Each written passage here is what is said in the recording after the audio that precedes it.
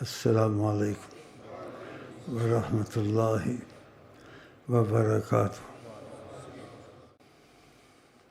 حضرت بلال کو گھسیٹ رہے تھے، مار رہے تھے، اور مرتے وقت بیوی رو رہی تھی، واہ مصیبتہ، بہت بڑی مصیبت ہے۔ آپ کہہ رہے تھے واہ فرحتہ، بہت بڑی خوشی کی بات ہے۔ القا محمد و اصحابہ، آقا سے ملاقات ہوگی، دوستوں سے ملاقاتیں ہوں گی۔ اللہ، مزہ چکھا ہوا تھا نا، دل لگایا ہوا تھا نبی پاک سے، پھر وہ کیفیات ان کو یاد آتی تھی۔ ہاں، یہ سمجھنے سے تھوڑی آتی، انسان کوشش کرتا ہے اس رستے میں۔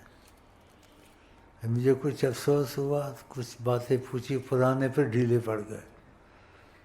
آقا جی نے 3 روزوں کی بڑی وصیت کی، اور ایک صحابی سے بڑی محبت کا اظہار کیا۔